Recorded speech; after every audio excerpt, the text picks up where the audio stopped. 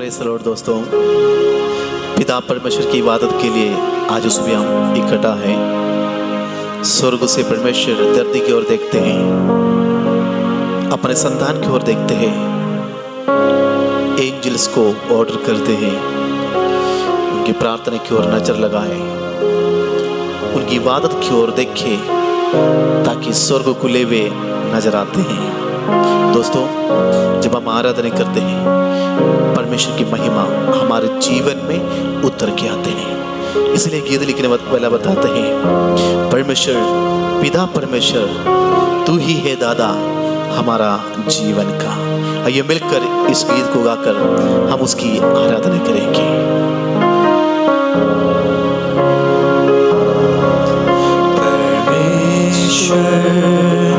पिता परमेश्वर तू ही है दादा हमारे जीवन का। जीवन से भी है उत्तम तेरी करुणा सदा हम पर।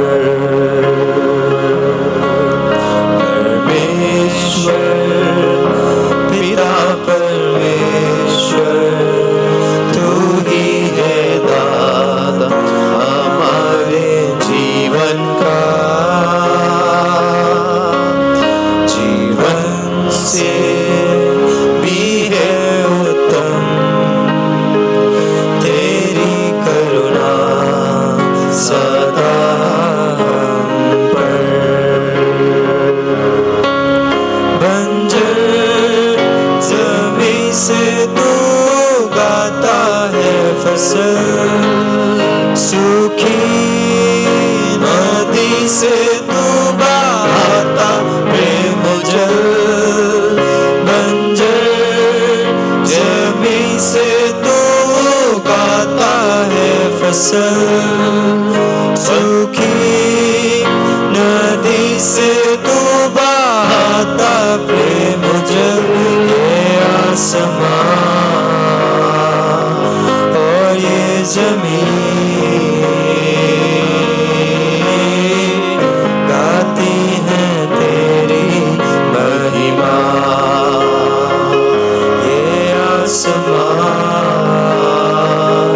और ये जमीन गाती हैं तेरी महिमा। परमेश्वर पिता परमेश्वर तू ही है दादा हमारे जीवन का। जीवन से भी है उत्तम तेरी करुणा सदा हम पर। पिता परमेश्वर को हम धन्यवाद करते हैं। प्रभु जी, आज सुबह के समय पर हम आपकी आराधना करने के लिए आपकी उपस्थिति में आकर बैठे हैं। परमेश्वर, जितने लोग आज हमारे साथ मिलकर इस प्रार्थना में शामिल हैं, हम उनके लिए दुआ करते हैं। परमेश्वर, उनके परिवारों के लिए हम प्रार्थना करते हैं।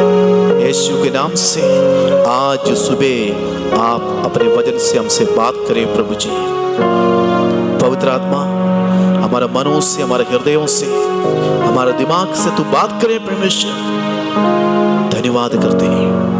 आपकी आवाज हमें सुना दे, आपकी आवाज हमें सुना दे। प्रभु, प्रार्थना सुन, धन्यवाद यीशु मसीह के नाम से मांगता हूँ, आमीन। आइए दोस्तों, हम वचन की ओर बढ़े। परमेश्वर हमें आशीष दे। प्रभु यीशु मसीह की मधुर नाम से आप सभी को और एक नया दिन में जय मसीह की। प्रभु ने हम सबको संभाल कर रखा है। आज का सुबह का दिन देखने के लिए परमेश्वर हमें मदद किया है। मैं प्रभु को बहुत बहुत धन्यवाद देने के लिए चाहता हूँ आप सभी के लिए कि आप भी हमारे साथ इस प्रार्थना में शामिल हो जाते हैं। दोस्तों, कल का दिन का कोई भरोसा नहीं है, कल किस तरह होगा हमें मालूम नहीं है, लेकिन जो दिन परमेश्वर हमें देते हैं, ये दिन हमारे जीवन में सबसे उत्तम दिन है। पारिवारिक जिंदगी में कभी कभी निराश हालत हमारे जीवन में हो जाते हैं। उस समय पर हम क्या डिसीजन लेते हैं? एक परिवार यीशु मसीह के ऊपर विश्वास करते थे। उसका क्रूसीकरण के बाद वो यरूशलेम से वापस जा रहे अपने गांव की ओर। आपस में जाते समय पर इन्होंने आपस में कुछ बातों को डिस्कस कर रहा है। पति पत्नी एमाउस की ओर जा रहे हैं। ये लिखा है लूका का सुसमाचार में जब आते हैं उसका 24 में अध्याय की और आए उसका 13 आयत से लेके नीचे की ओर लिखकर रखा है। अब बाद में पढ़ लेना। आपस में डिस्कस करते जा रहे हैं। उस समय पर यीशु मसीह जी उठने के बाद उस परिवार के साथ चलने लगा है। कई किलोमीटर चला है ताकि क्रूसीकरण का समय पर इस परिवार यीशु को क्रूस के पास थे। यह बहन जी खड़े थे। यीशु जी उठने के बाद सीधे उस परिवार की जो निराश अवस्था में निराश होकर अपने गांव की ओर वापस जा रहे थे, उनका बीच में खुदा यीशु मसीह भी खड़े होकर चलते चलते रहा है। सुनते रहा ये आपस में क्या बात कर रहा है। और यीशु से वो बात करने लगा है। पूछा क्या बात, आपको नहीं पता? नहीं, बताओ यरूशलेम में पिछले दिनों में क्या हुआ आपको नहीं मालूम? उन्होंने उदास होकर पूरी स्टोरी सुनाया। यीशु सुनते सुनते गए हैं। परेशानी के समय पर यीशु जब साथ में चल रहा था उन्हें पहचान नहीं आया। एक बार सुबह के समय पर यीशु मसीह गलील में पानी के ऊपर से चल कर आ रहे थे। यीशु मसीह का रूप को देखकर चेलों ने कहा है ये भूत है। परेशानी के बीच में यीशु को पहचान नहीं पा रहे। परेशानी में उन्हें दबा कर रखा है। वो जो कुछ देखते हैं डरने वाले चीज से वो इस समय पर यीशु थोड़ी आ सकते हैं। नहीं, इस समय तो भूत का टाइम है, ऐसे लोग बताते हैं। कोई भी चीज को देख कर डरना शुरू करते हैं। परेशानी के टाइम ओह बीमारी आ गया, ओह अभी मुझे छोड़ नहीं सकते, बीमारी मैं खत्म हो जाएगा, डॉक्टर के पास इलाज नहीं है, डॉक्टर मुझे कुछ नहीं कर सकते। तसल्ली देने के लिए घर में आने वाले लोग भी उन्हें उल्टा बीमार करवा के जाते। तेरे जैसे लोगों को मैं देखा है तो वो मर गया, ये मर गया। नेगेटिव बातें हमारे मुंह से ना निकालें। यहां देखिए उस परिवार उदास होकर आपस में बातें करते करते करते एमाउस की ओर जा रहे। मैं ज्यादा टाइम नहीं लूंगा, जल्दी शॉर्ट में आपको बताऊंगा। आगे गए, यीशु आगे की ओर जा रहे थे। उन्होंने अपने गांव की ओर ट्रेनिंग लिया है। तब उन्हें बोलने लगा कहां जा रहे हो, आप भी हमारे साथ आओ, हमारे घर में आओ। घर लेकर गए और घर में बैठकर तभी वो नहीं पहचाना। खाना बनाया।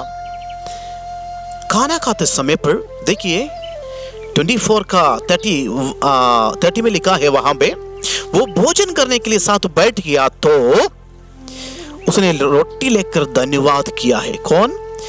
यीशु मसीह रोटी लेकर धन्यवाद किया करके बाइबल बताते हैं।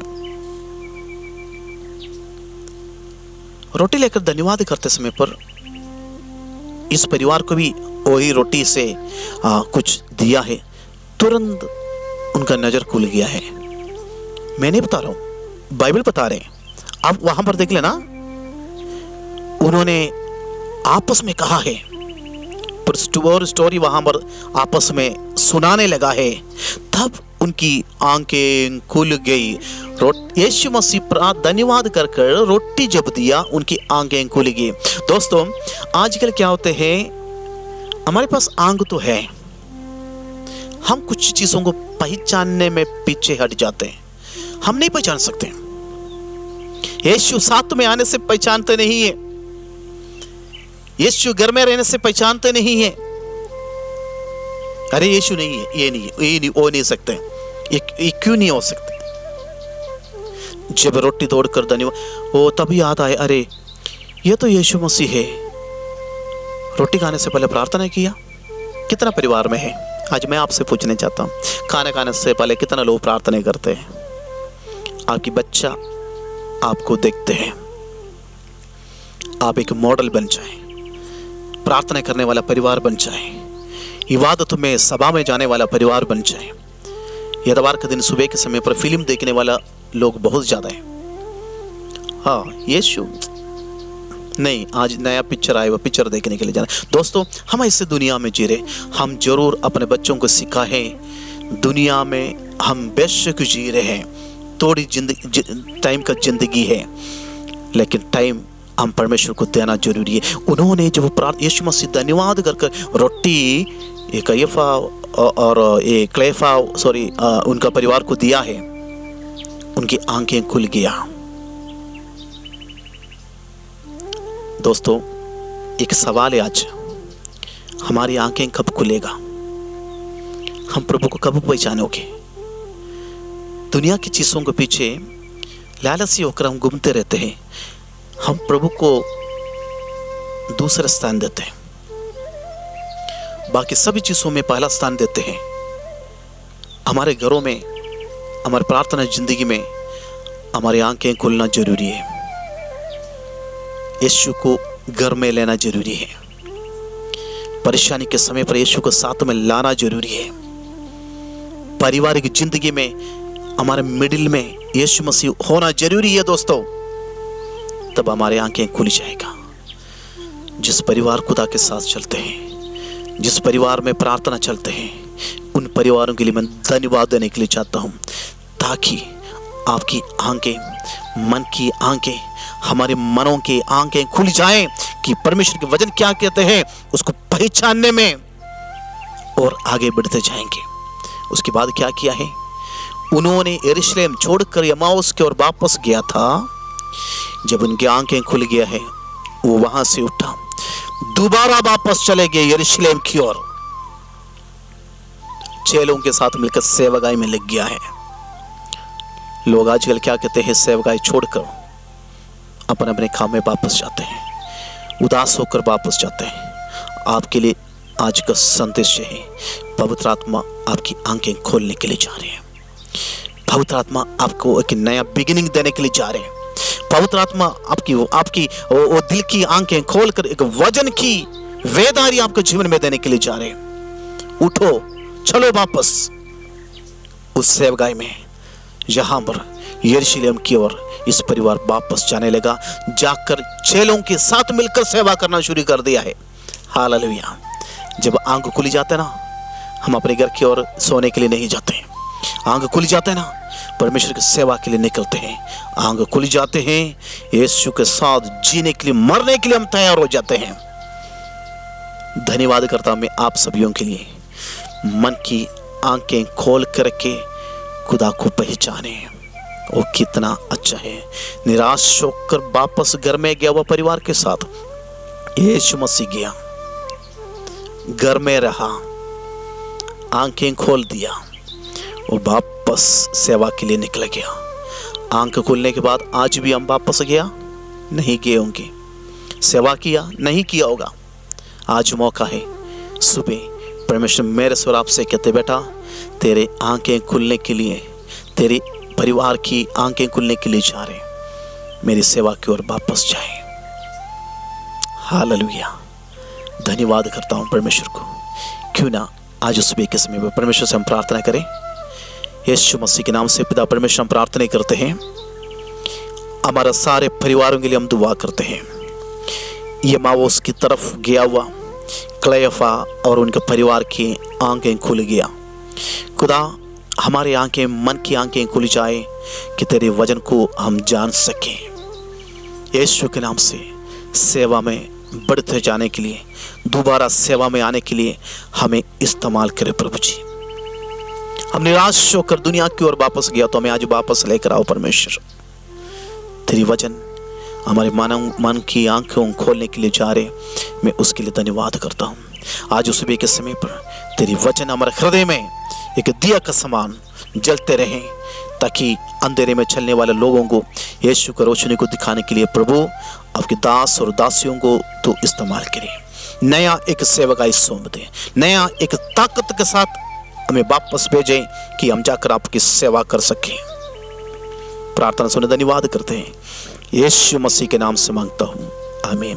दोस्तों, हम उदास होकर वापस जाने के लिए नहीं, सामर्थ्य पाकर दोबारा खुदा की सेवा में लगे रहने के लिए परमेश्वर वचन हमें कहते हैं।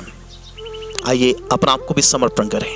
प्रभु, मैं तेरे दासी हूँ, मैं तेरे दास हूँ। दोबारा मैं उस खुदा की क्रूस की ओर वापस जाऊँगा, यरूशलेम की ओर जाऊँगा, तेरे सेवा में तेरे चेलों के साथ करते रहूँगा। ये हमारा फैसला होना जरूरी है। कल मिलने तक खुदा की आशीष में और अनुग्रह में बढ़ते जाए। प्रभु सबको आशीष और बरकत दे, आमीन।